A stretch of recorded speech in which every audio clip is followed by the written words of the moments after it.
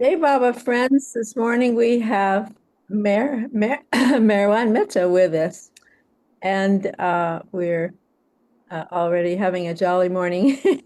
He's, uh, he'll tell us about his life as a Baba lover and uh, the times that he's been with Baba or met.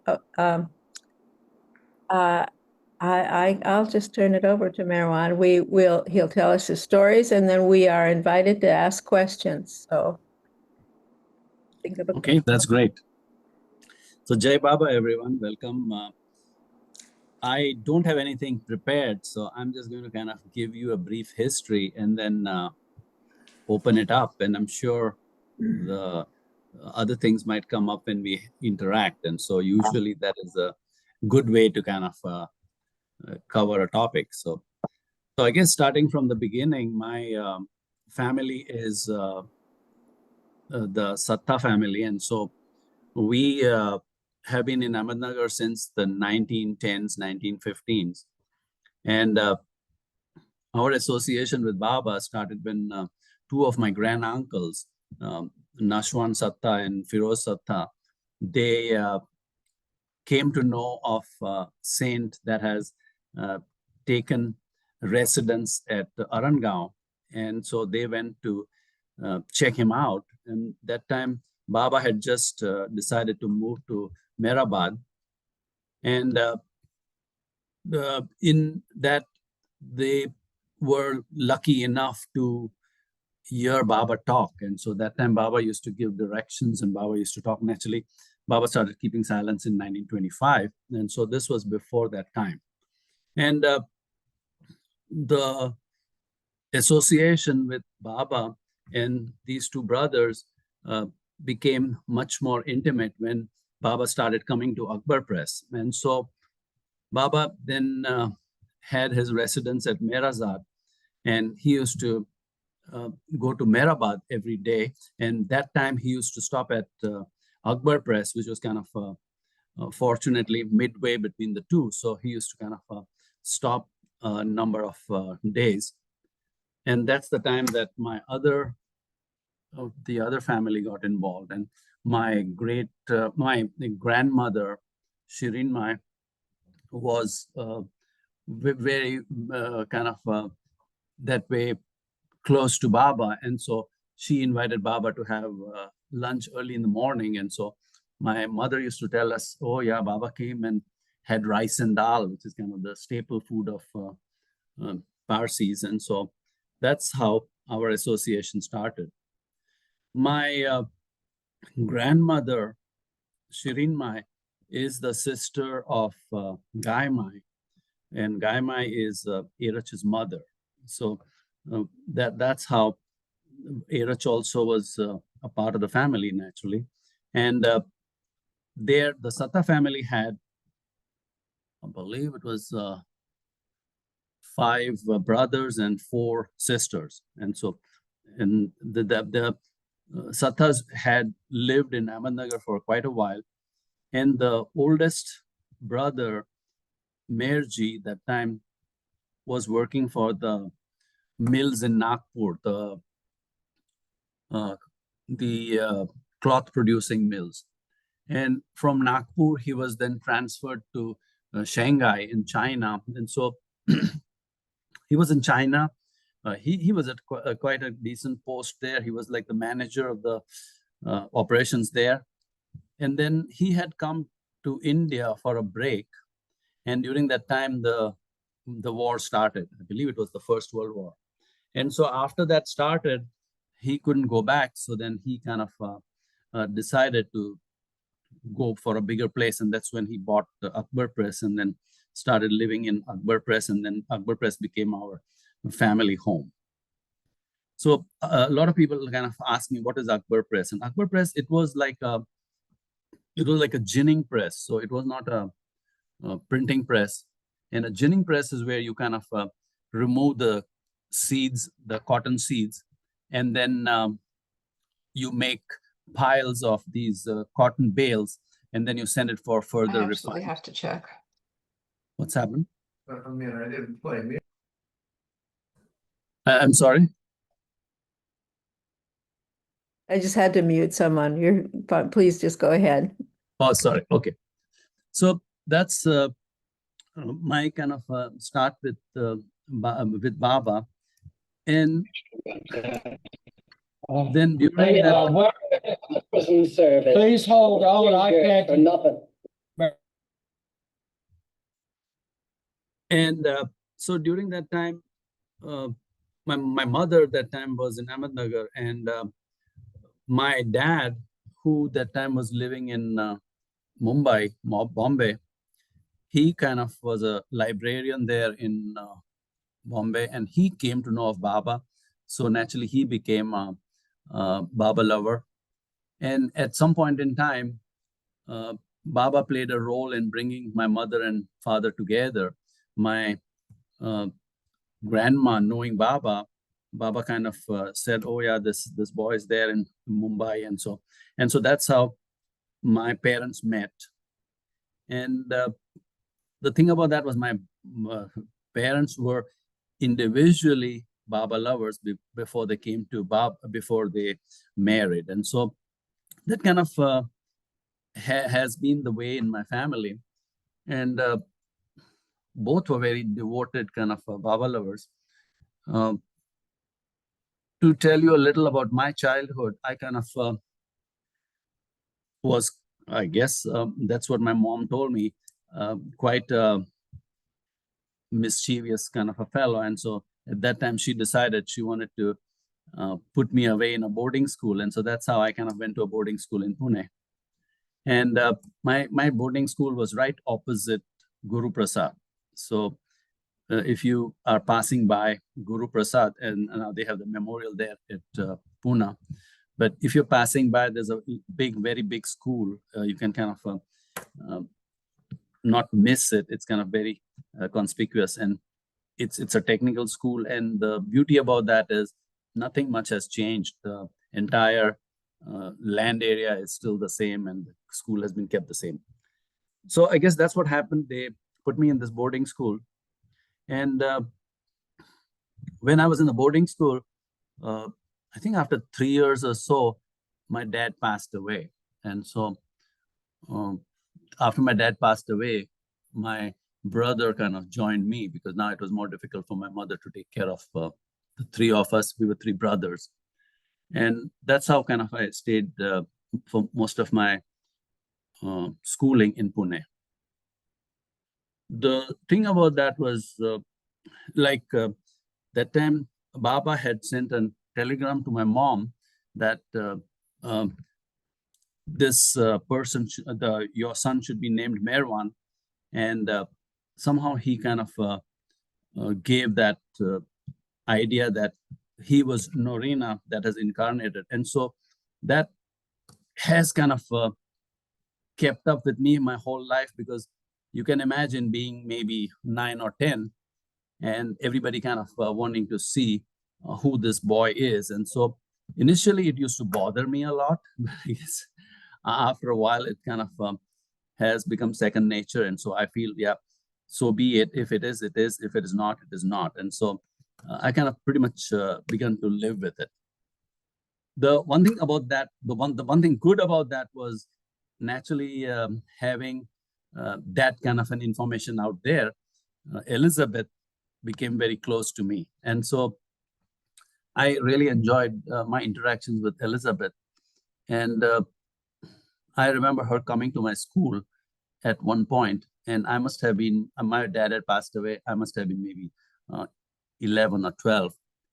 And a big car kind of pulls in, and three ladies come out of that. And one is Elizabeth, another is Jane Haynes, and then another is Wendy. And they're asking for me, and these the superintendent, that he's wondering what these three American ladies have to do with this boy. And so it was quite interesting. And he kind of allowed me to talk to them. And the good thing about that was when I talked to them, Elizabeth had brought a gift for me. And the gift, I still remember, it was one of those blocks that you can build into a USS Enterprise ship. And so kind of she gives me that. So the good thing about that was suddenly I was the most popular boy in the school because everybody wanted to be a part of building that enterprise. And that I remember that was like quite a really fancy kind of a ship. I haven't even seen one of those these days because it had a motor and it had a battery and then it had lights on it and you could kind of make it work, and it was almost maybe 2 feet long, and it kind of can move on its own.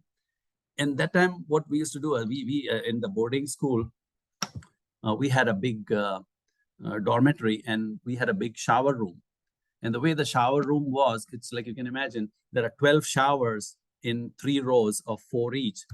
And then I guess that's how all of us took a shower, and it was cold water shower.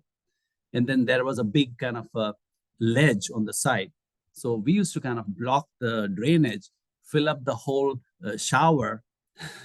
And it was almost like 10 inches of water. And then use that to see how the enterprise did in water. And so it was quite, and that was quite a memory I have of Elizabeth doing that. So I guess then I started thinking maybe it's not all bad. People kind of keep talking to me about this American lady who I don't know, and I don't even kind of want to know more at that time. But then that was good that that started happening. So then I grew, as I grew up, I kind of started corresponding more with Elizabeth, and we had some pretty good interactions. She kind of discussed a lot with me. At no point in time did she ask me about Norina or anything, but she kind of wanted to know more about my thinking and how I was developing. And in fact, I think she passed away in 1980 or something, isn't it, Rosalie? 80 or 80? Yeah.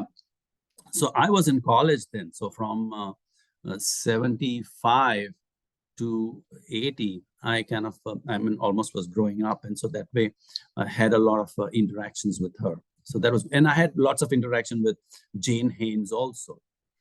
And I remember Jane Haynes, once she came and she had given me a pencil, one of those golden pencils, one of those cross pencils.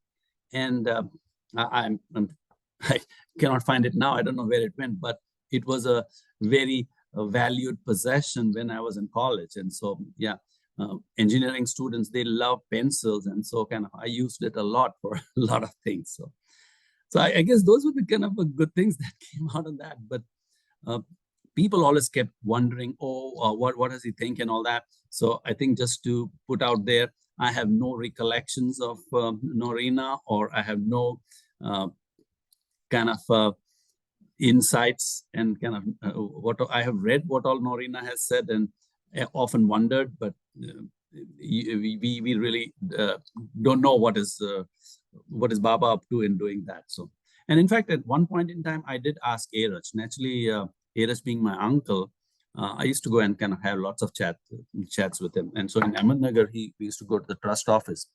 And then, in fact, I came to the US. And when I came to the US, at one point in time, I wrote him a letter asking about that. And the advice that he gave me really has played well.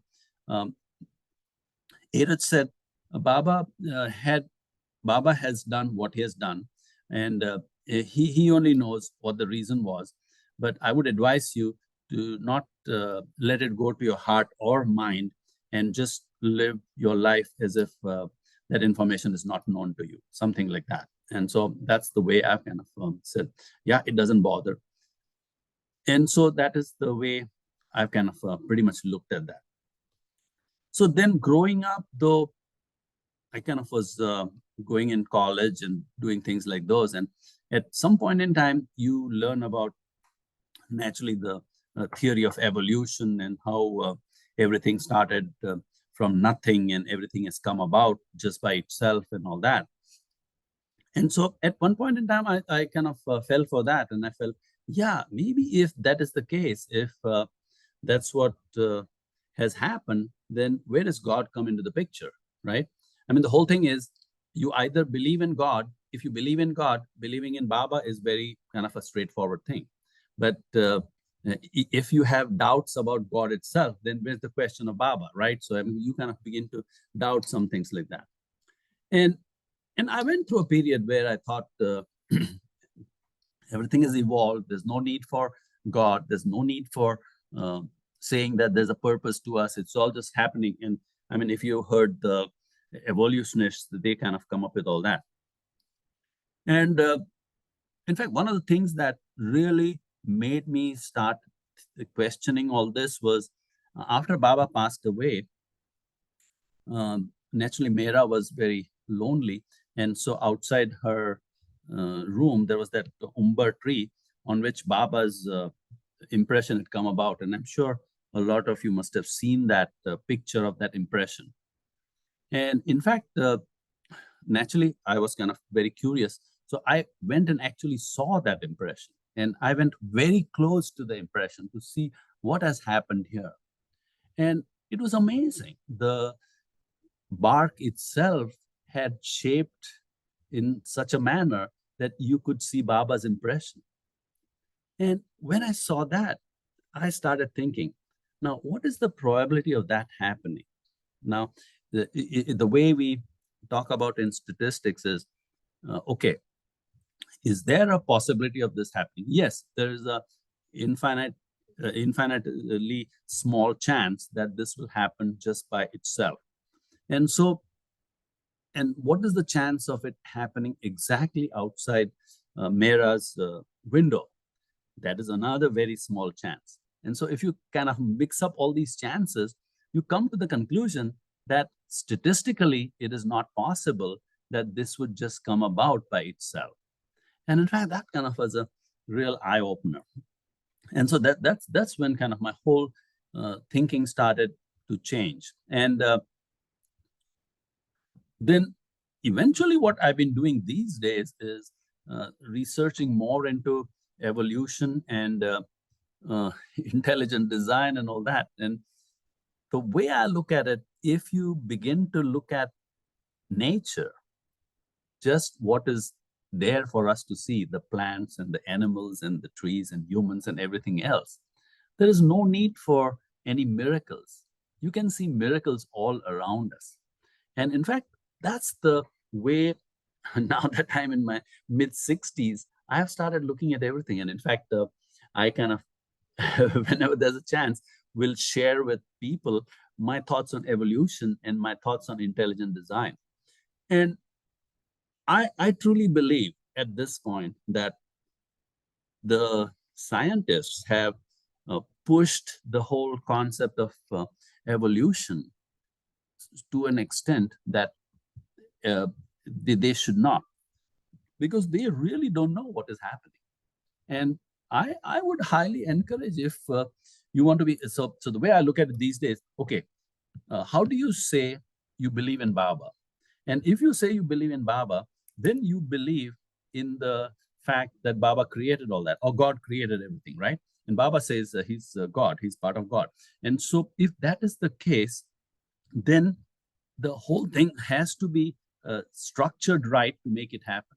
And once you begin to see that, once you begin to see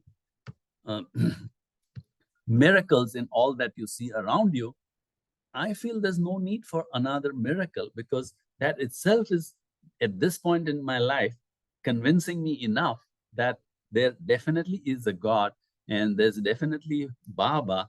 And Baba says he's part of that. So, I mean, how can you not believe what he's saying? And in fact, that's what I tell Baba lovers also. Okay, look into your heart and decide what percent, how confident are you that there is a God, there is Baba, and Baba is God. Just decide in your mind. And if you have any doubts, and if you're not 100% sure, I would highly encourage you, begin to look at intelligent design and evolution. Look into that debate. Start looking into that. And once you begin to look into that debate, you become convinced that there's no way all that we see around us has just evolved out of nothing. That's what the evolutionists say. And so I started studying these, what they call creationists, and creationists are the other side of evolutionists. And there are some very, very intelligent and accomplished creationists who have come up with this, and they say, wait a minute, we have a PhD in biotechnology, we have a PhD in biochemistry, we have a PhD in evolutionary biology, but we are beginning to doubt that what we have learned is correct. We just don't know how this whole thing came about. And people say, oh yeah, everything happened, yeah, it's in the books and all that. And I truly feel that the books are also not doing justice. If you're going to teach evolution, you also need to teach people about the drawbacks of evolution or the shortcomings of evolution, or what they're trying to kind of teach you that is not true. And so, yeah, these days, that has been my interest. I mean, I read some Baba books, but I've been reading more about evolution and intelligent design. And if some of you are interested, let me know. I can kind of recommend some books to you also. And there are things on the internet also you can go and see to get yourself convinced that definitely there is a God. And once you're convinced there's a God, you will have no kind of qualms about following Baba, because now it becomes kind of just shift. Yeah, Baba is part of that God. So yeah, I kind of am at that point in my life. That's what I think. The other thing that really kind of has worked in my favor is Baba's whole concept of helping others, keeping others happy, kind of keeping others cheerful. And I truly believe that once you have that knowledge that all this has a purpose, all this is God's doing, it becomes so much easier to then look at everybody else and also begin to appreciate that they're also part of the creation, they're also part of the divine plan. And so that's essentially, I've kind of told you my whole philosophy and short history. And I'm sure you found me mixing a lot of topics, but I guess I'm open for questions, and we can go into some specifics if you have any. So.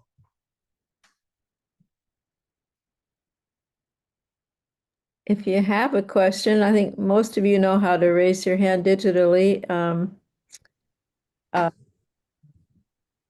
Raise your hand, please. I have a question, Mary. Yeah. I wondered if you know, we all have had past lives, right? Yes. But for some reason, Baba made yours known to you. And there are a few others. We know that Bauji was nervous, but I just wonder if you've thought about that. Why? Why you were given this knowledge? And obviously, you know, people are in, it's, what's the word? It's, people are interested in it because Norina was such a strong personality. Do you have any notion why? Yeah, I have thought of that a number of times. And one thing that has come in my mind is maybe by doing that, he created some guardrails for me. So if I wanted to do something crazy, I would always keep that in mind. That, well, wait a minute, would Baba like me to do that? I mean, that's the way, at least I've seen it. Not that I wanted to do anything crazy, but that's the way I looked at it. I said, what was the need for him to do that? And so maybe. You say guardrails? He created guardrails. Yes. Yeah. To live your life a certain. In a way, yeah. In a way, he. That's the way my life has been. I guess I didn't have much, or maybe not much, maybe any desire to come to the US in the first place. And so my wife, Rukhsana, she kind of came. And so that's why I came. We were kind of, that time, corresponding and dating that time. So that's what kind of made me come. But I wasn't the first person to come. She came here in 82 and I followed her in 87. So yeah, but the way I've kind of felt about my life is it's what Baba wants me to do. And so I wanted to do other things in India. I kind of had a business going. I had everything in my favor and all that. And still I guess the internal push was so strong that I felt I had to go to the US and see if I can make a life there. And so that's how kind of it happened. And I mean, you can imagine, I used to live in Ahmednagar. So Ahmednagar, kind of, you get up in the morning and if you wanted to go to the Samadhi, you just kind of take a shower and go. And now if I want to go to the Samadhi, it's a long planning process. After maybe a 36-hour kind of a grueling experience to reach Ahmednagar and then go to the Samadhi. So it's been different. And in fact, the thing about that also has been, I came here in 87, but I haven't lived in Ahmednagar for more than a day after 87, which is kind of also amazing. I mean, my mother-in-law used to live in Pune. So most of the time I spent in Pune that time. But then I used to just go from Pune to Ahmednagar, go to the Samadhi, go to Merazad, and go back to Pune. So yeah, it's been like that. But yeah, and my brother still lives in Ahmednagar. We still have our family home there. But that's the way it has been. So Baba decides what you're going to do and what you need to experience. And that's the approach I've taken. Baba wants me to experience something, and I just don't know what it is. But yeah, that's the way you live each day and say, okay, this is the best that the Baba wants me to experience. So go with it. Thank you, Mayor Kiran, you've got a question. Yeah, I got quite interested about that evolution and how it helped to get further into Baba world. But that's how I also see myself, I should think without loss of generality, what we should say about spirituality. And all that direction will lead to Baba, Somehow he says some things which are very common and which is more not inclusive with any other branch of knowledge, Anyway, first thing I want to know, his dad passed away very early though. So how did that happen? And what education Merwan had? Like what was he studying all through? Thanks, yeah. Oh, what was I studying? I'm Yeah. an engineer by trade. So I used to be a manufacturing engineer. I worked in India in a company there in Ahmednagar. And then I came to the US, got a PhD in engineering management. And at the moment I teach at the university. I'm a professor here in the technology department. And so my field at the moment is operational and process excellence. And I help companies become more efficient and more profitable. Nice. Yeah. And then your dad, how that happened? His death? Yeah. So yeah, that's an interesting story. How so my dad had some heart ailments, and this is interesting because at one point in my visits to Mehrabad, a person came to me and told me that I am. His last name was Panchal, and so this Mr. Panchal, he kind of said that I used to be your dad's friend. And I was there when Baba, for some reason, told your dad that you're going to follow me after 6 months. Mm. And that kind of, I don't know why Baba had to do that also, but Baba passed away in January 69, and my dad passed away in August 69. Wow. So it was kind of pretty close. It's just, yeah, Baba passed away on the 31st January, and my dad passed away on the 25th of August, and which is coming up now. And so that was in the back of my mind. And then when my dad passed away, I was in the room with him. I was 10, and my dad was in a number of businesses. He had opened an electrical kind of a shop. He had a workshop where he made parts for the local moped company. Then he was a school teacher, and he had a poultry farm. And he was doing all of these at the same time with different people. I thought he was just spreading himself too thin, and he was under a lot of pressure. And so I remember it was a break from my school in Pune, and I had gone to Ahmednagar, and he wasn't feeling well. And so it was in the morning, and he had called the doctor. Now, in Ahmednagar, you call the doctor comes to your home. And so he was resting, maybe around 11, 12 in the morning. And I was there and I was just massaging his back and all that. And the doctor comes, and this doctor, this is Dr. Shelgikar. He is a heart he's a cardiologist, a heart surgeon there in Ahmednagar. He used to be, I'm sure he's passed away after that. But so this Dr. Shelgikar comes and he's talking to my dad. And the dad tells him the ailments and all that. And then Shelgikar is kind of helping him become better, and they're talking. And then Shelgikar says, okay, I'll see you maybe in a couple of days. And he kind of goes up to the door. And the moment he goes to the door, my dad gets a massive heart attack. Oh.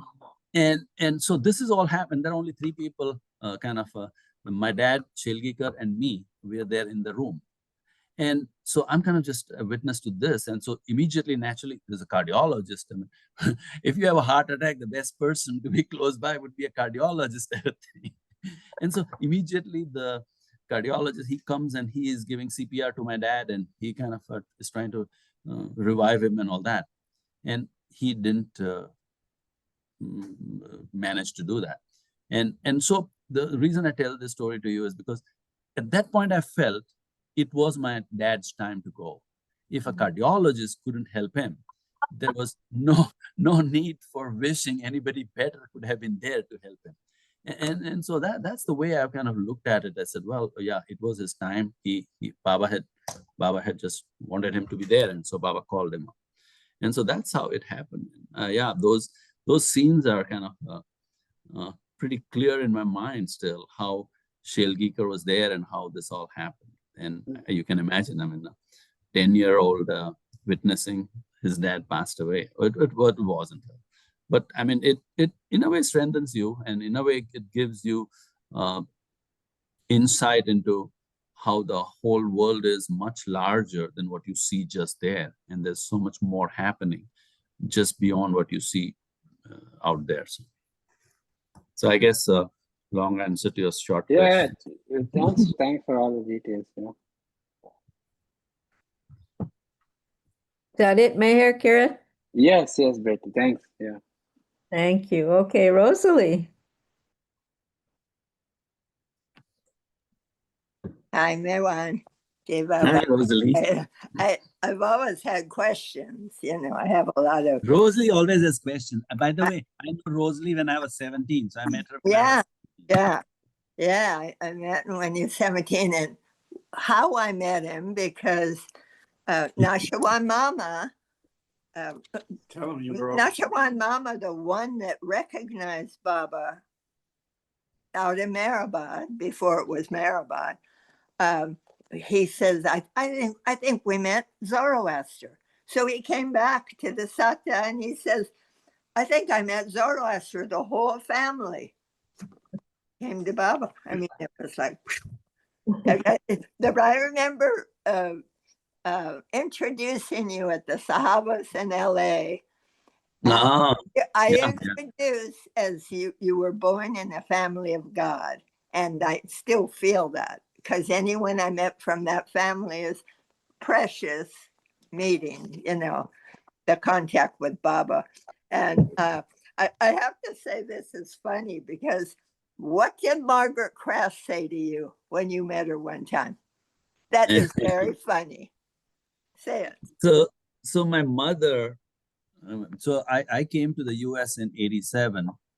And then it was... I think my mom came in May of 88. And then my present wife, Rukshana, and we decided to get married.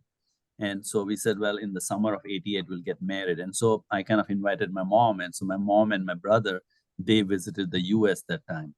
And so naturally, when they visited, we decided, and my mom was naturally a very kind of devout Baba lover. So she said, I wanted to see the center. And so we took her to the center there to meet. That time, I think Kitty was there and Margaret Crass was there.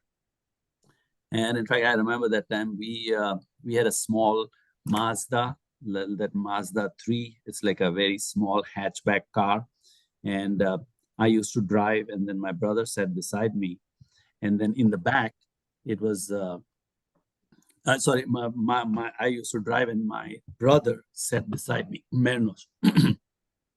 So in the back seat, there was my mother, Rukshana's mother, and then Rukshana, and Zubin, he's our nephew. So we had taken him also.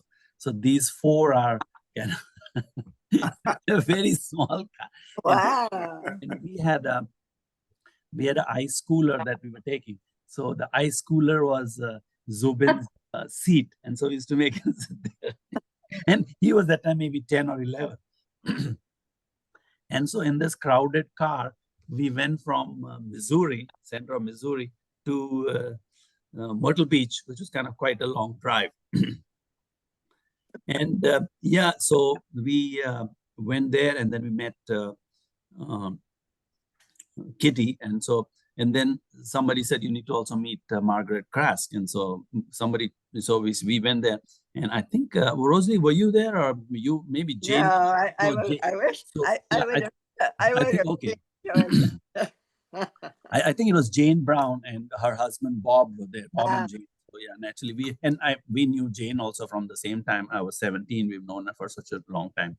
And so they take us to Margaret Krask. And Margaret Krask is sitting in a corner, and then they make me sit beside Margaret Krask.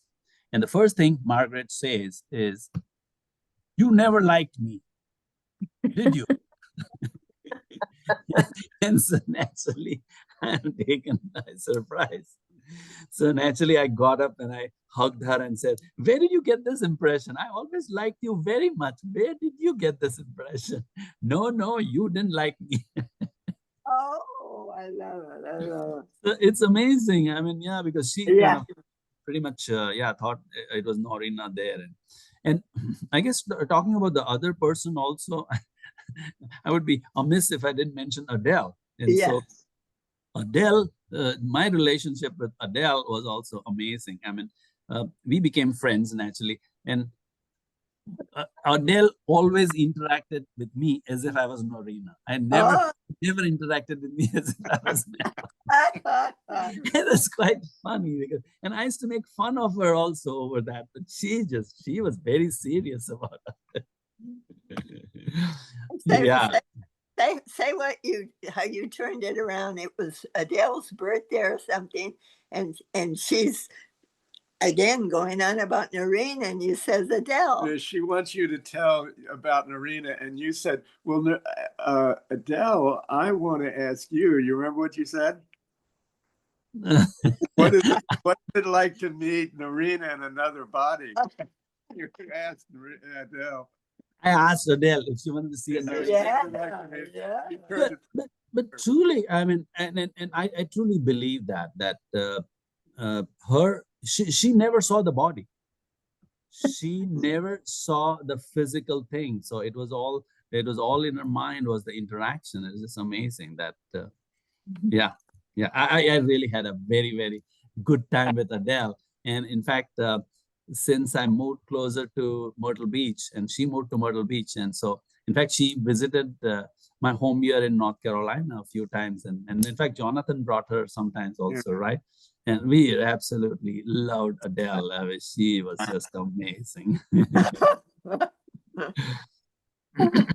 Yeah, but that's the thing. And I mean, some of these things we don't understand. But and you were asking me why I think Baba told me that maybe just because of this that I could interact well with Norina. I mean, with Adele and with Elizabeth. I interacted a lot with Elizabeth and with Jane and Kitty and all that. And so maybe that's all.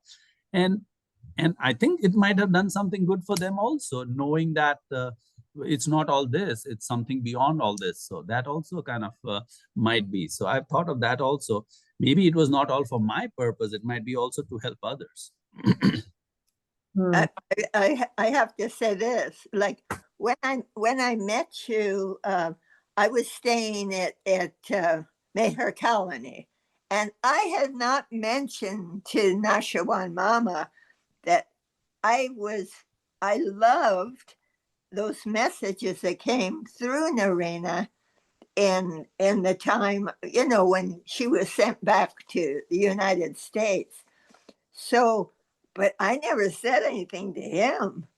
And all of a sudden he says, you know, Norina lives down the road. And I had already heard the Baba grapevine, you know, I mean, the sensational character from the past. But I said, naturally, I wanted to meet you because I loved it. They were life-saving to me. So, you know, he sent you and you came, and were you 17? So it must have been my first trip to India. I came in 76. Yeah, Okay, yeah. But the thing is, I have to say what I appreciate, because I'm pretty convinced it was your past life because Baba said it. Not only that, but when your mother had me for dinner and she could send you to heaven with her cooking. Meru, I love Meru. She was such a special soul. And I didn't spend much time with her, but she showed me the communication in writing. Name your son Merwan. He's the same soul of that of Norina. So I and also because the Mandali women were curious, who is this boy? That's what I heard somehow. Who is this boy? But what I appreciate is you're not in that lifetime. And if you're going to be a role model, that's a great role model, because we have to be in every lifetime we come in, because Baba wants us in that lifetime, not. And you had super baggage with that. I mean, you know, it's like, I can't imagine, you know, even with Margaret Crass, she's a very strong presence to say that. I mean, you know, you have to let things roll off you. I mean, she said something one time to there was a U.S. senator checking out the center, and she, you know, she's a leveler, you know, she's close to Baba, and if he had seen the look she gave him, because he was very huffy and strolling around like a cock, like a rooster. And, you know, so something like that, you'd have to roll with the punches there. But I tell you, that's my, it was a gift to me to know that someone, you're in your lifetime, because there's a lot of times when it hasn't been easy for being in my Rosalie lifetime. So, you know, and also I love your family. Yeah, I Donna.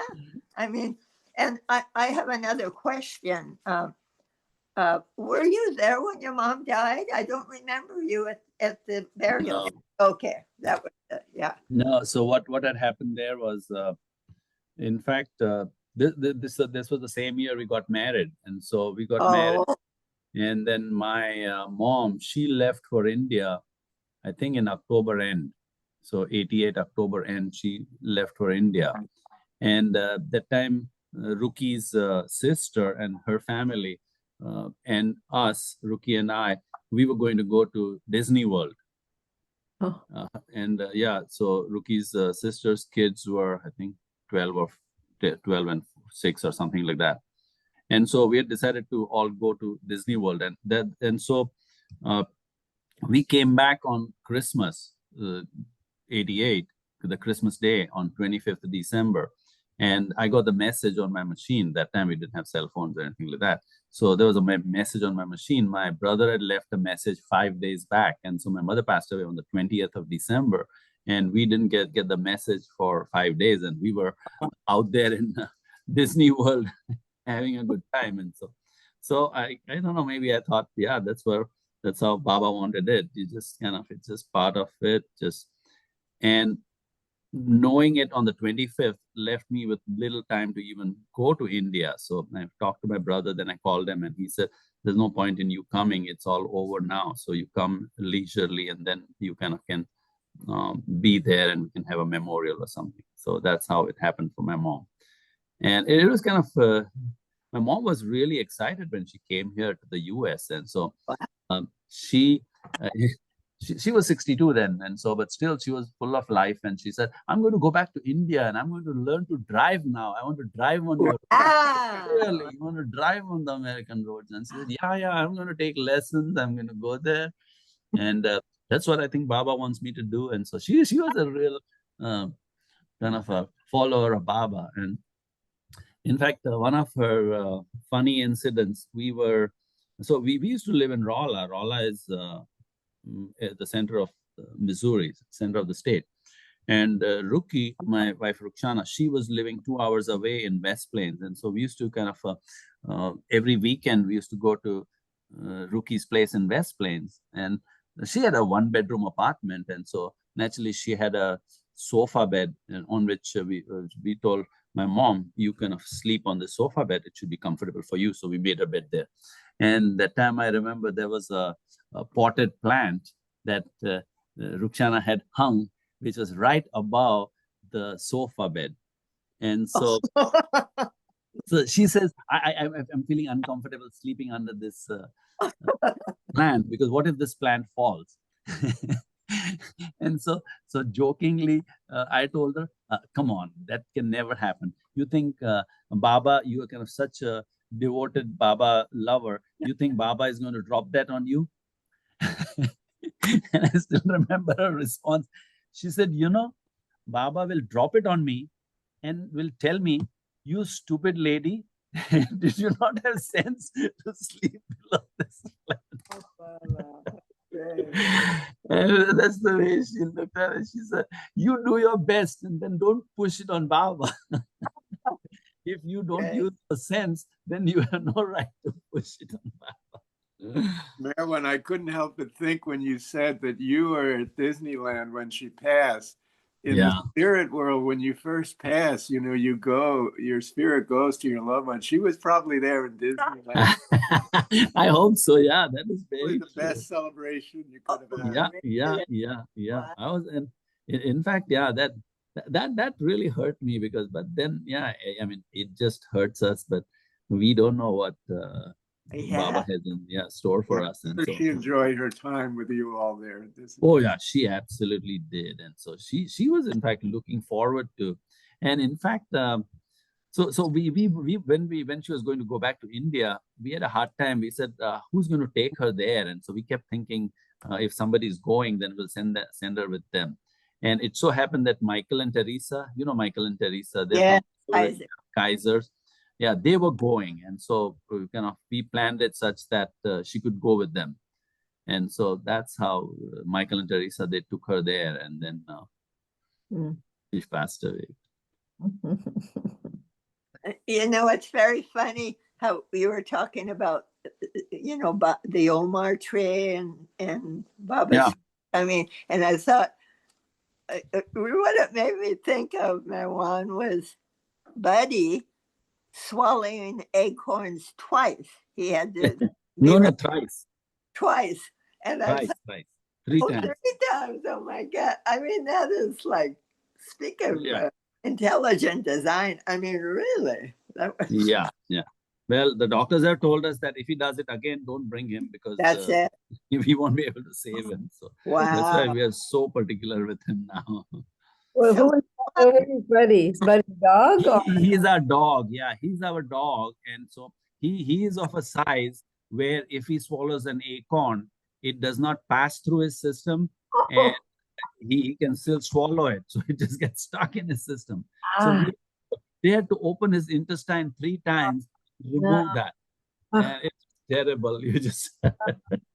It's funny, Merwan, but American Indians, that was their mainstay, acorns in California. And it's very funny because they'd have to leach them because they're poisonous. I mean, I wanted to ask you about the mischief thing. Now, were your brothers not mischievous too, or? No, Mernos, my second brother. So we are three brothers, and my middle brother Mernos, he was just a very silent kid, and so it was constantly me and Behram, my youngest brother. Either we were fighting or we were into some mischiefs. Yeah. In fact, that mischief kind of reminds me of another story. So Marshall Hayes. Hey. So he was at one point in time he was a director of the center, and that time I was also a director, and he kind of said that I don't know whether you know the story, and I said, well, what story are you talking about? He said, well, I was in Ahmednagar, and Irach was sitting beside me, and Irach kind of called you and introduced you and said that this Norina thing and all that.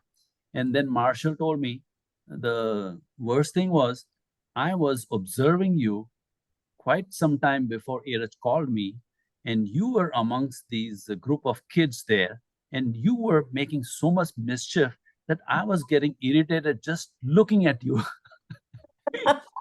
and I was getting so much hatred towards you. And then finally Iraj calls you and introduces you to me. Wow.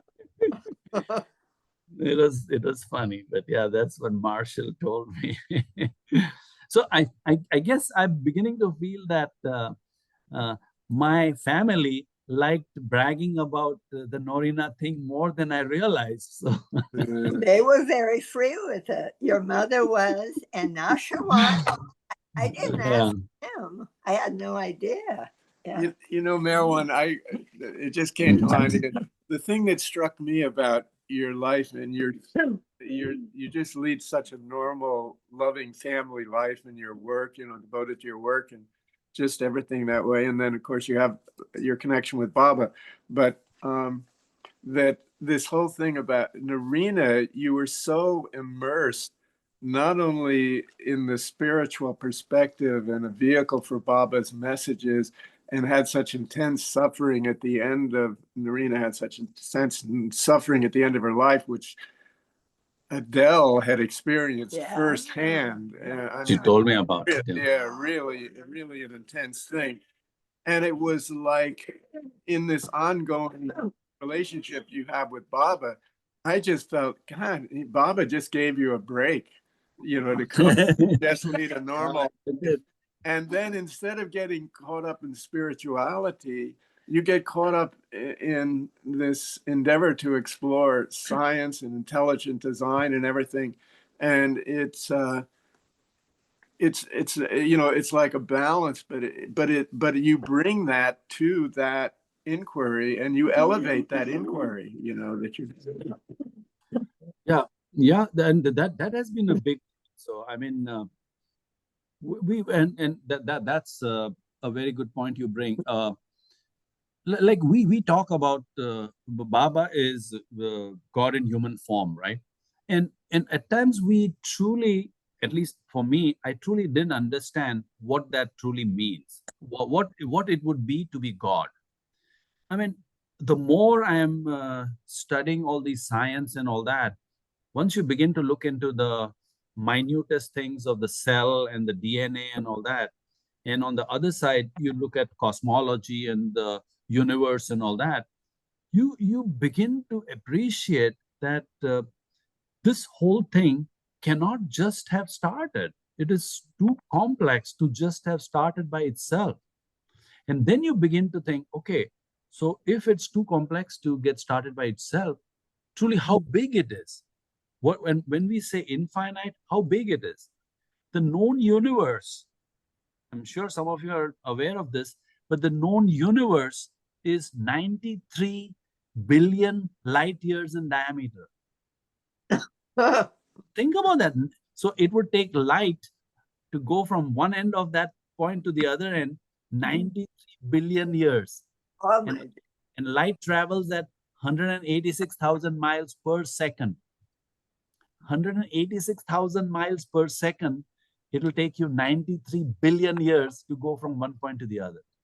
Wow. Now, when you say infinite, that's just incredible how how big the whole thing is. And in fact, talking about this cosmology and all that, I'm kind of really these days reading more into these scientists who are kind of exploring all this. And this, and if some of you are interested, you really need to look at videos by Stephen Meyer, and you get a lot of Stephen Meyer kind of interviews on the internet. And one thing what he says is that there are 28 constants to start the universe. At least that's how many constants we have realized. And if any of those constants were off by even a little here and there, the universe will not be operating. And then you begin to say, wait a minute, if 28 constants have to be precisely put to those numbers, what is the chance of that happening? I mean, it just is, it's just incredible. And in fact, that's the sad thing is, at one point in time, scientists like Newton, Isaac Newton, and all those scientists during his time, they believed in the universe, they believed in creation, they believed in intelligent design, and then they explored science to really learn how it has all been started. But then after Darwin, the whole thing changed. And so what we started saying is, yeah, everything evolved, everything has just kind of started out of nothing. And they just kind of threw all that out and just have taken up that. Now, one thing that I've realized is people are very much against intelligent design because they think that these are those fundamentalists and those evangelists and all that. But truly, all this, the evangelists maybe in the last 2,000 years, 3,000 years, right? We're talking of something that happened billions of years back. And so it's just amazing. I mean, we are talking really, even when I say the Master's Prayer, I mean, some of the things are just you have to kind of realize when Baba says all of those things, he is beyond beyond God, and he's kind of I mean, all those words that he uses, it's just and once you begin to understand that, you say, well, wait a minute. And truly, and that's one of my realizations has been, I have not truly appreciated how big or how grand Baba is and what he does, because we see him as an image, we see him as a human, and so we forget that if God had to come and tell us something, he had to take a form. And in our minds, we think, oh, this is somebody else. Maybe the person is at a little higher level than us telling us. But no, if truly that you believe what that person says, it's much beyond. And we kind of have a hard time giving that respect to Baba to kind of really appreciate that. That's interesting about, when Baba was saying, always having to say, remember now, I'm not this body, and he could say that still, the body's concrete. But that's that's the beauty of Norina's articles in the Mayor Baba journals, is it really brings home when you look, instead of looking God out there in that physical form of Baba, you look and that's the beauty of that insight. There was one other thing I wanted to say about because I did start reading that book, and one of the things that was an anomaly in the Big Bang was that certain things happened that it just doesn't make sense that they could have happened that quote unquote quickly.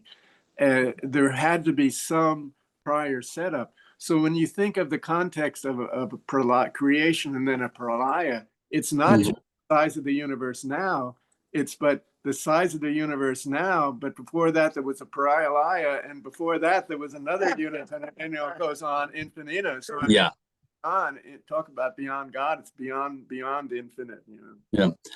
Jonathan, just for reference, you might show everybody the book that you're talking about. Just if somebody, and in fact I gave you the one which is in a nutshell, and so I really like that because it just kind of tells you in a nutshell. If some of you are interested, I mean, I'm truly, if you evolution and intelligent design in a nutshell, by several authors. The beauty about studying this has been for me how all that meshes with what Baba has said. And so it's like giving you an extra assurance of what Baba has said. And so that has really kind of helped me understand. I wanted to get to, we have two hands here that have been very patiently. Okay. Mayor Prasad is one. Okay, Mayor Prasad. Shiva Merwan. As I hear some of your incidents, I can't help but see Baba's humor in revealing Norina and you, But I have a comment and a couple of questions. You were here a couple of times in Baba's Zoom, and I remember a couple of things you said that really had a great impact on me, both professionally and personally. But the first thing you said was it's more important to be aligned than to be right. And the second thing you said was there should be no silent disagreements in this aspect. And the number of times that I've shared that in my company, I work for Microsoft, by the way, and I've shared that so many times with so many people in different teams, and it resonates so well with so many people. I didn't give you credit for it. I just say that a wise man said these two things, and it really resonates with a lot of people. And it also helped me in my personal life, of course, because I slightly modified. It's more important to be aligned. It's more important to be harmonious than to be right. The silent disagreement part, I don't quite do that all the time with my wife, because then there won't be harmony. That's the only time you should be silent. That's right. Yeah. Otherwise, you violate it's more important to be harmonious than to be right, Yes. That's good. My question, two questions are, I think I asked you this before, but I would like to ask them again. Do you miss Baba's physical presence now? And second thing is, it may be more personal, but how do you remember and love Baba in your daily life now? Oh, that's good. So no, I don't miss Baba's physical presence. I kind of have the image I have is Baba in those long flowing hair. That's one of my favorite pictures of Baba, and so kind of I've always felt that's close enough for me. And then I mean, the way I've looked at Baba is, you can't help what is happening in the world today. All these the religions are saying my religion is better than yours, and you need to follow this. And I truly feel Baba kind of brings that about, where he says that I'm going to bring all these religions like beads on a string. And I really hope that we as humans kind of come to a point wherein religion doesn't become so important as spirituality and as important as God. And all of us, in a way, we say God in different ways, but truly, if you look at it, God is one. And unless you can begin to look at that, and then God is approachable in multiple ways, unless we can come up with that, we will keep having these issues. And I truly feel that religion has been used by these elements to make a living for them without having the need to really do something. And so I'm born Zoroastrian, right? So I kind of went through all the Zoroastrian rites and all that, but I do not have so much reverence for our priests or whoever, if they're doing it on a full-time basis, and their whole thinking is that how do I make people keep in my kind of a fold, so that they keep contributing, and I keep making a living. And so I truly feel that has been a bad thing about religion. Once you kind of create a kind of a sect of people who are benefiting from this, it kind of becomes something that can be counterproductive for the masses. It's the same thing, like I've seen that happen also in these associations, and I'm sure you must have seen that also.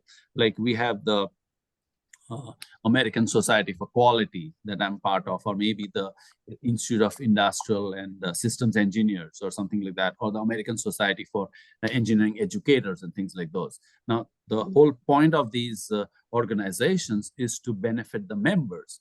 But then at some point in time, it becomes a kind of a self-propagating kind of an entity, because there are employees there, there's somebody who's heading that whole thing, it's become a not-for-profit. And so it becomes where the people are not the main thing now.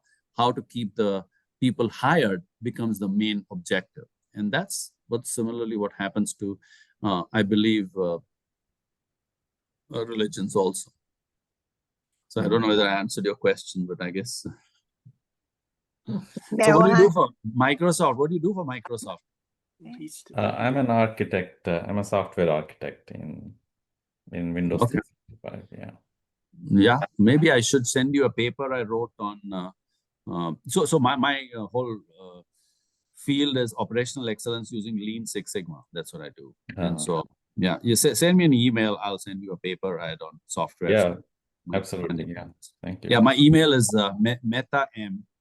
So it's MEHTAM. Okay. MEHTAM at ECU.edu. And in fact, I open that up to all of you if you want to correspond with me. At EC, what did you say? ECU, that's East Carolina University. Okay, okay, got it. Yeah. I put it in yeah, Betty put it in that. Okay, so ECU.edu is the education thing. Yeah. Okay. Thank you. I have one thing that I wanted to ask you. Merwan, one time you shared with Don Fon and Rosalie. I yeah. think, did we let Alan first question and then you kind of, do you Well, mind? this is a good question though. You wrote something about, are you a Baba lover? And I think it's a valuable answer you gave. I think it's present day, very valuable. That's all I wanted to say. Okay. Yeah. Oh, Merwan, you didn't answer my second question about how do you remember and love Baba in your daily life? So, I mean, I pray whenever I can. So I like to pray the Master's Prayer. I just love that prayer. And sometimes I do it very slowly to think of each word that is there. And that's how kind of you kind of can tie in with the rest of it. I'm not a very devout, like I said, religious person. So it's not that I pray every morning. I mean, a lot of people do that, right? Every morning, every night. So I'm not like that. Sometimes I'll feel, and then another thing I try to remember Baba by is by reading some of his literature. So I don't know whether that's enough for Baba or not, but that's what I felt that, well, I'm 100% convinced. So there's no question about that. And so I feel that, yeah, Baba wants me to, and in fact, I spend a lot of time reading other things. Like I told you, the last one I read was Return of the God Hypothesis. That is another book if you're kind of interested in reading. Return of the God Hypothesis. Absolutely kind of a great book where this Stephen Myers, he kind of considers all these various hypotheses and kind of says why that God has to exist, which is kind of an amazing scientific way of putting it. But another one I've started reading is Darwin's Black Box. So that is another thing. This Michael B. He is another guy who kind of talks a lot about these. And all these people are very well accomplished people. They have been doing research and all that. And so and I kind of really enjoy reading what they are thinking. I mean, they are on the leading edge of biology and cosmology and all that. And just knowing what they're thinking is kind of really a kind of, that's the way I think about Baba. So. Okay, so how do you think about Baba? I think very similar. I definitely read books, and watch YouTube videos of That's good.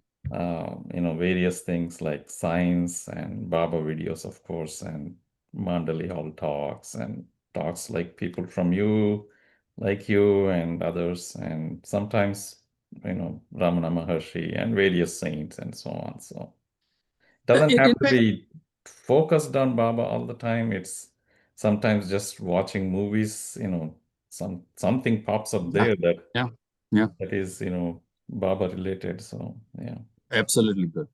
Yeah, you bring an excellent point. So I am kind of a real interested person in admiring temples and all the things that gone by. In fact, we were talking about going to the Swaminarayan temple in New Jersey, right?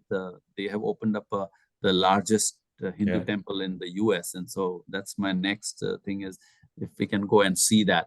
And in fact, that's the way I look at it. It's just amazing what all different things you can kind of learn and still listen to Baba. And so and the way I look at it, I mean, others would say, well, yeah, if you're in the Baba circle, what's the need for doing others? And the way, in fact, that's what I said also. The article that Rosalie was mentioning, what you are a Baba lover, I kind of mentioned in that. If God was that narrow-minded that he didn't want you to learn from others, then that would not be a characteristic of God, right? He Yeah. created all that, or she created all that, and so I mean, it's all there. In fact, if you really, really want to read a good book on Baba, I would highly recommend The Sounds of Silence. Mhm. And The Sounds of Silence, have you heard of that book? Yes, yeah. Yeah, The Sounds of Silence. This is written by, what's her name? Nan Umriger. And Oh. Nan Umriger did not know of Baba at all. And she comes to know of Baba by through automatic writing. And automatic writing is where it's supposedly you hold a pen and the spirit is telling you what to write. And so it's just a very fascinating story. And the only reason I bring that up is, and Baba said, stay away from all that, right? Baba said, stay away from the planchette and stay away from the Ouija board and all that. But I mean, it's amazing how Baba brings people together. I mean, this Nan Umriger, she passed away. In fact, after I read her book, I kind of sent her an email, and kind of she even replied. And then I found out maybe in a few months after that she passed away. But the amazing thing is how Nan Umriger becomes a Baba lover. Not only becomes a Baba lover, then starts bringing other people to Baba in Mehrabad. Yeah. And nobody helped her do that. It was just through her automatic writing. I mean, I really enjoyed that book. Yeah, Sounds of Silence. Well, are we done, Mayor I Prasad? think, Yes, yeah. Thank you. and Mayor Prasad, you are welcome to correspond with me anytime, okay? Yes, Yeah, yeah. Thank you you. have one person with a raised hand that's had a raised hand for a very long time. Right. We're just here with Alan. Okay, thanks for your patience, Alan. Shaw. Okay. Yeah, I was always called by my middle name, Shaw. Really happy to meet you. Enjoying Norina's transmissions with Jonathan and others. Looking at infinite intelligence as described through Baba. Now seeing how out in the world the word infinite intelligence is used by scientists that have become interested in mysticism. I find AI is a little overwhelming to me, and my focus is to try to deepen my inner connection, and basically the inner connection with Baba's infinite intelligence versus artificial infinite intelligence. So I feel that our connection with Baba is such a gift, because we, in a very intimate way, have experienced the personality of divine love, the tone of divine love, the most authentic, pure connection with divine love in this time. So I agree with the statement about harmony versus being right. Sometimes, though, one thing I like about Norina's writings were when Baba is saying through her how God uses the bad unselfishly to serve the greater good, and that the good is really becomes of a higher order when it is also used unselfishly. And it seems like this is what brings you into divine harmony.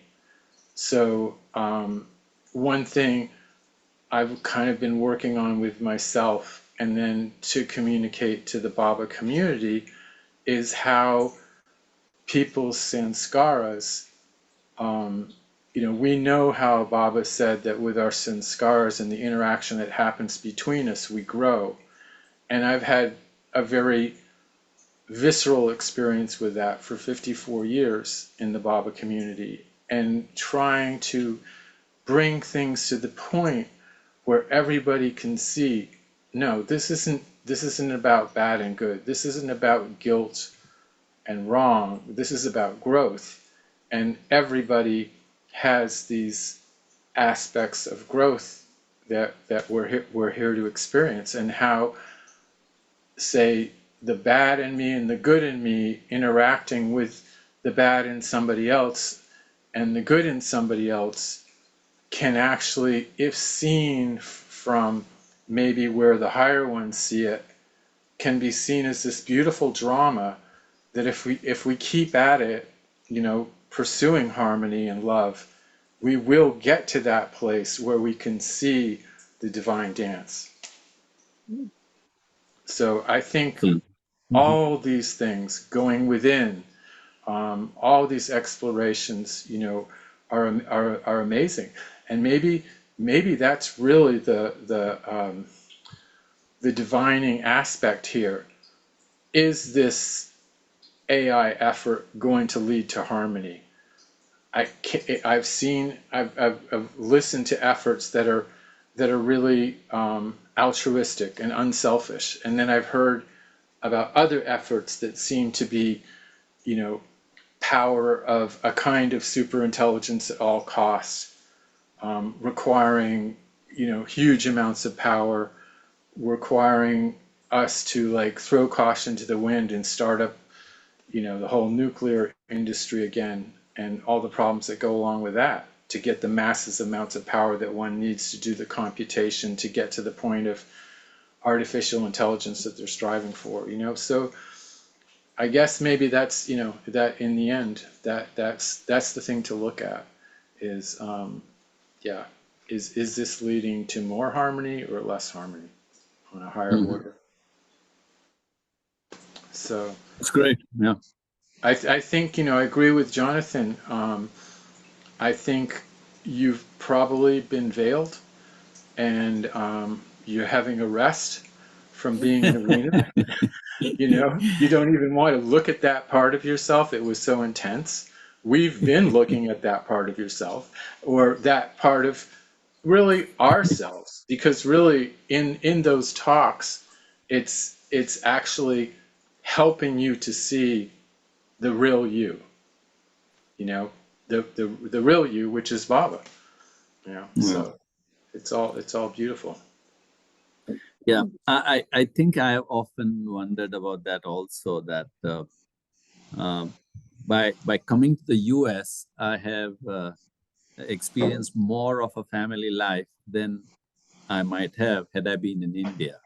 So in India, everything is, you got people helping you and people working with you and all that. So usually the families in India people are doing individual things and not working as a family. And coming to the US has given me that opportunity to be closer with other family members. No question about that. So yeah, I've often begun to wonder about that maybe enjoy the break when I have it, and who knows what's I had the intuition as you were talking. You, maybe for veiled reasons, have no idea if it's true you were Norina. If it's true you were certain ones before Norina, that means in terms of the spiritual microchip and circuitry that is you, there's a huge amount of data and work there that maybe is being worked through that you're not even aware of. Is not even, you know. I agree. I have begun to appreciate how little we know and how vast the whole thing is. It's just amazing how complex the whole thing is. And we know that Baba really stressed with his Mandali, with his close ones, not having experiences and all this kind of stuff, and just sort of being on the straight and narrow, and not having the distractions and all that. But one thing about Norina's transmissions that constantly comes up is it seems that Baba is preparing those that were in that generation to hear those transmissions firsthand, to be of use, to serve God.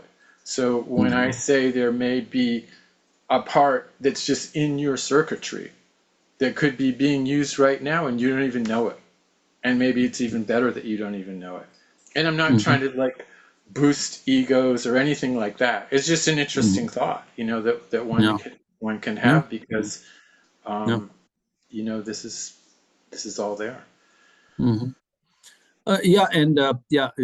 Prasad was asking me about bringing Baba into your day-to-day life, and one thing I kind of these days am constantly trying to be aware of is the ego. And so all the time, kind of, if something happens in my professional or home life also, you kind of evaluate and say, is this something that my ego is fighting against, or is it something that I should let go? And in most cases, you kind of, having kept that in mind, feel that, well, a number of times it's just the ego. It's just, I want to be right, or I want to kind of, a number of times having that thought then makes you take the first initiative to maybe apologize, or maybe make up, or maybe help somebody become a better person, or things like those. And so I feel this, keeping that in mind, that it's all about the ego. It's Baba wants us to work on our egos and see how we can lose it, would be a good way to kind of live on a day-to-day basis. That actually makes a lot of sense, hearing that from you, because again, I'm just going, and I'm sorry for doing this, but just going back to things that we were exposed to in Norina's transmissions.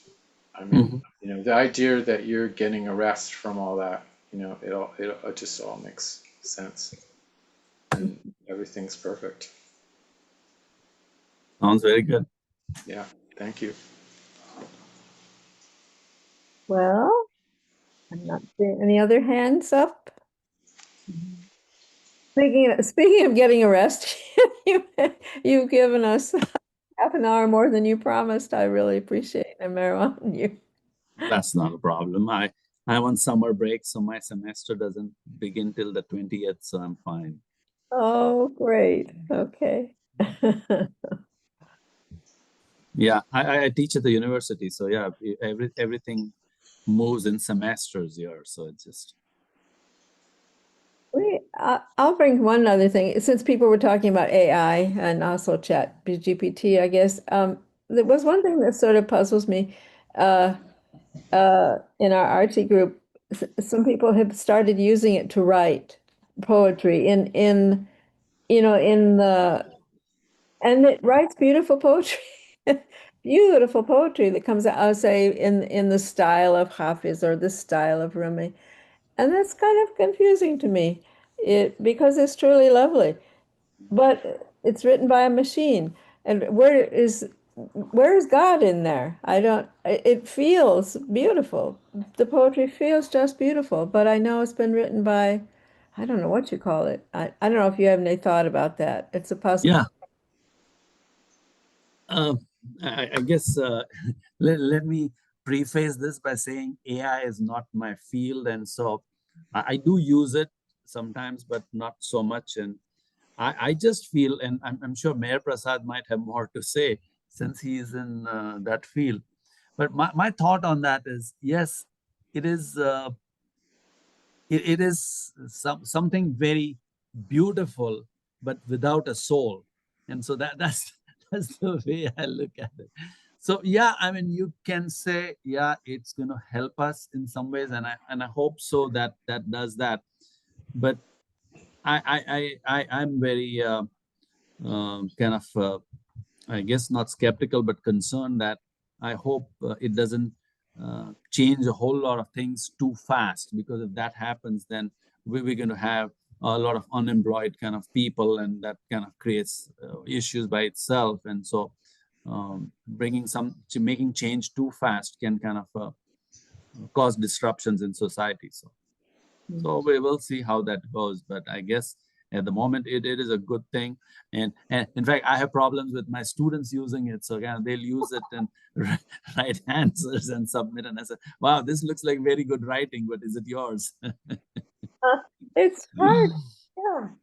Yeah. Yeah. And I guess that's what we are doing. We have these software packages which will tell us how much of it is AI, how much of it has been copied from somebody, and so we started using that together. So I mean, you could tell me a lot of great things, but if it's not from you, and if you haven't understood it, what's the point? So Mayor Prasad, any thoughts on AI? Oh, I don't know how the future will be, but it's definitely towards something that's going to be a lot better for humanity in general, is what I feel, because the kind of things that are happening at the pace that it is going, I've never seen that kind of pace in my entire career in Microsoft. The speed at which things are moving is just incredible. And it's all, from what I see, it's all going to be making humans' lives a lot easier.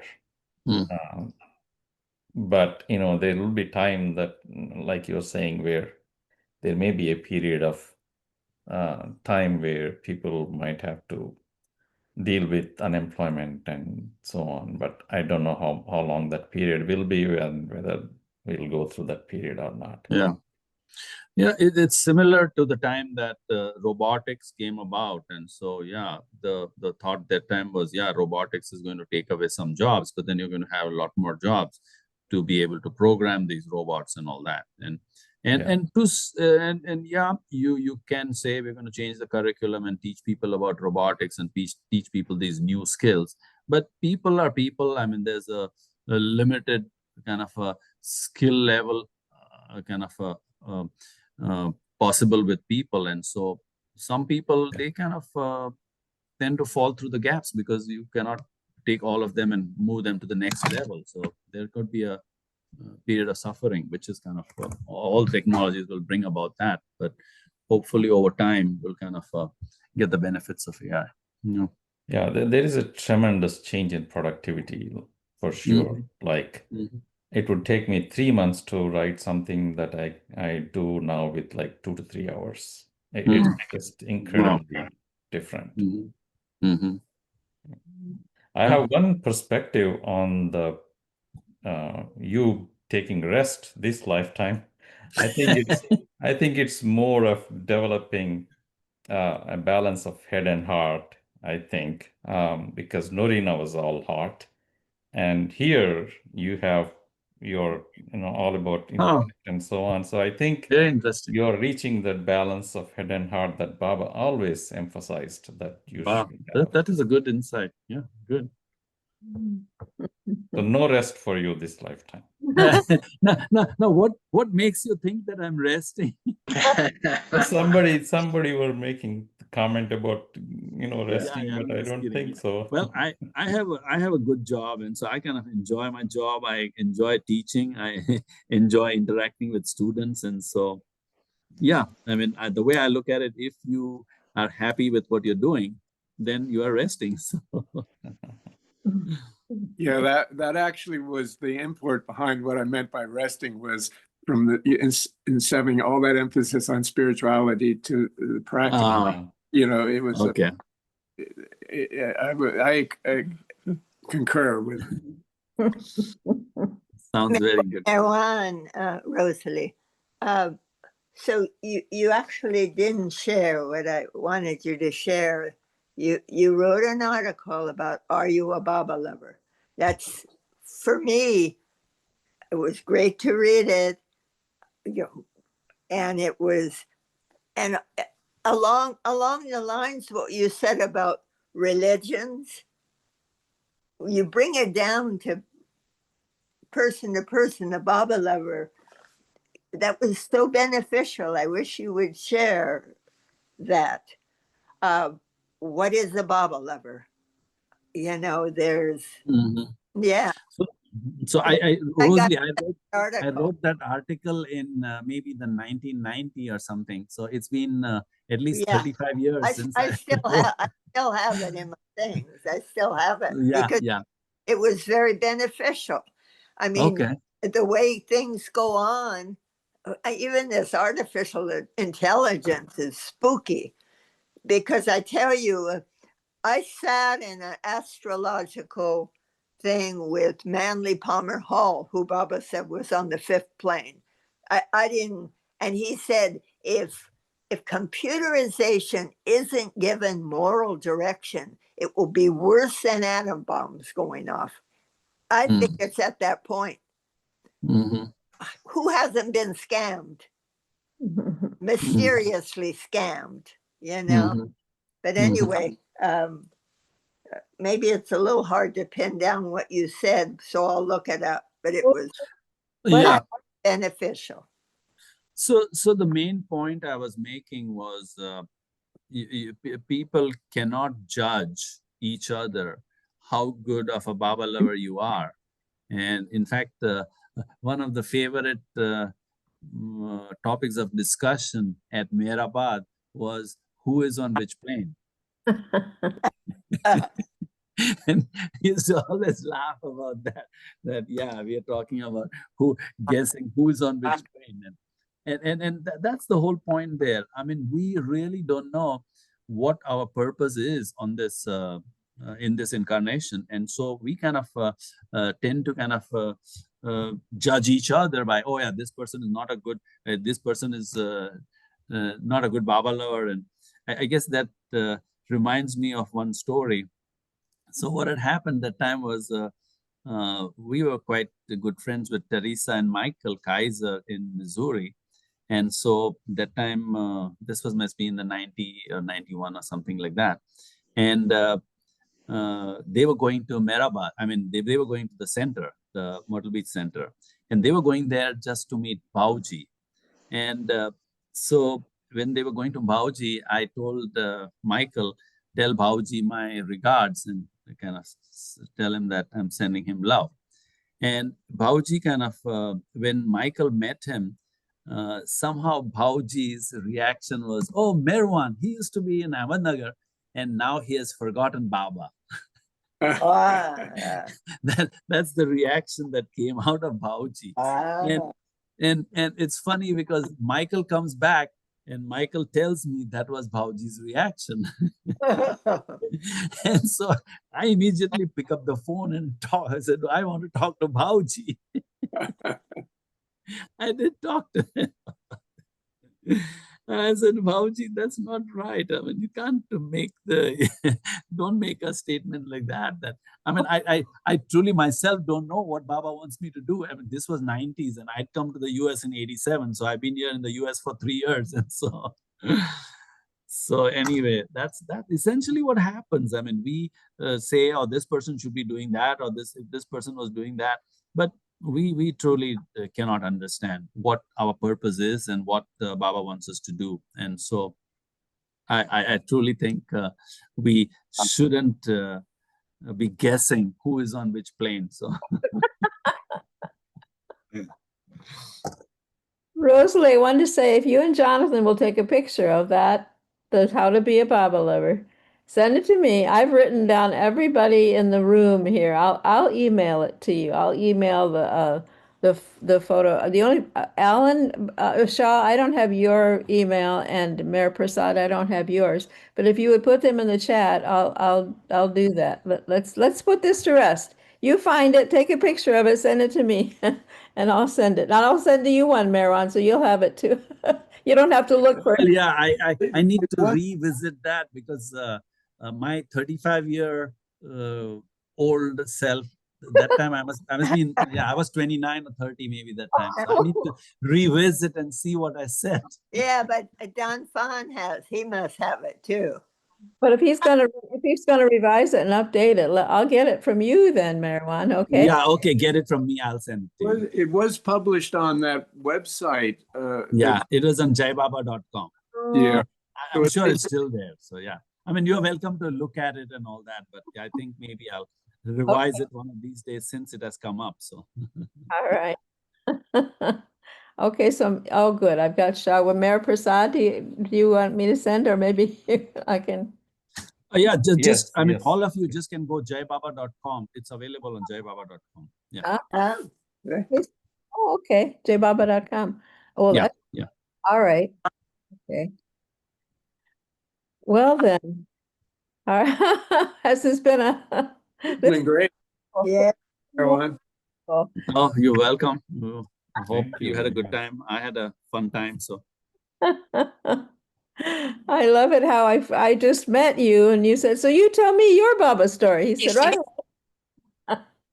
Yeah, I always feel that a lot of people have these other Baba stories. And so all these experiences that Baba lets these new Baba lovers have, which we being with Baba in Baba's family, we've missed out on that. So I'm kind of hoping at some point in time, I get compensated for all those good things that you all have enjoyed. Back. No, it was good, Merwan. Thank you. Okay, you're welcome. Jai Baba. Thank you. Jai Baba. And I love that you so into the science because you question. You question. We all should question. Yeah. Oh, yeah. Yeah. Erich was all into science too. In his biography that just came out by Devana, it's interesting to see that. And also I also remember that when Erich first came to Mehrabad, and the Mandali were all talking about who's on what plane. That was really impressions. Yeah. It's healthy it's wonderful to see how it's the balance of science of head and heart, which Baba said. Absolutely. Yeah. Does the artificial intelligence though have heart? It's missing heart. That's what I think. And it's teaching people not to learn how to write. And they can't. And what happens if your computer goes out and you don't even know cursive? So I think they need to slow it down a little bit, Pardon me for, I couldn't help saying that. And as far as good and bad, doesn't Baba say that there's not really good and bad? It's just a scale and there's lower good and higher good? I think I might be mistaken, but. I think I agree with you totally. In fact, one of the things that keeps coming up at the university is, should we be teaching students how to sketch? I mean, you're talking about writing, but for an engineer, it's essential to be able to draw. When you're expressing ideas, you need to kind of just draw with paper and pencil and explain your ideas. And so we're kind of adamant on that we have to teach the kids how to be able to sketch, so that how will you kind of talk about ideas if you don't know how to kind of make a drawing and show it. So yeah, writing is one thing, but also sketching is very important to show ideas. And when you sketch, that's when you're really close to God, to Baba. It's when you're having that one-on-one. And I know I do art and he comes through me like that. And when I write too, it just comes, but you have to quiet your mind. That's the thing. I agree with you. In fact, I still use a blackboard a lot of times. And I've seen that the best teaching and the best learning happens when you're just teaching on a whiteboard without any PowerPoint or without any kind of software, because you're really, and I kind of usually teach statistics and things like those. And so those kind of things really make sense once you are teaching them just on a whiteboard. And mostly you learn by experiencing things. So if you just read it, it doesn't really sink in until you actually experience is the best, Yeah. And a number of times these days, I mean, if you are teaching something, it's just, use this software and make it happen. Yeah, software is good. But then unless you understand what the gist of it is below the surface, you are not really understanding, and you can't be really using it for your professional lives. Yeah. Well, it's a tool. You just have to use it when you need it for specific things. And that's like, I know with internet, sometimes Baba lets you have internet and sometimes he cuts it off, so it's all really up to Baba, everything. Yeah. I mean, the way we're over. talking now, that's good. That's the good side of technology. Yeah.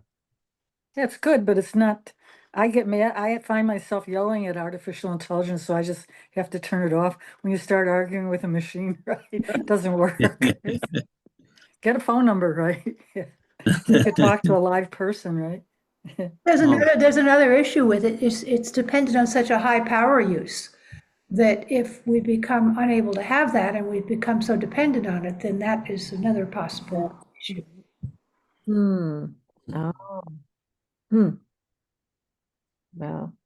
Well, thank you for being here. You're welcome. Say 3 Baba Ki Jays to end the meeting. All right. And then thank you, Meher. Jai Baba. Jai Baba. Avatar Meher Baba Ki Jai. Avatar Meher Baba Ki Jai. Avatar Meher Baba Ki Jai. Thank you, everyone. Jai Baba. Jai Baba. Jai Baba.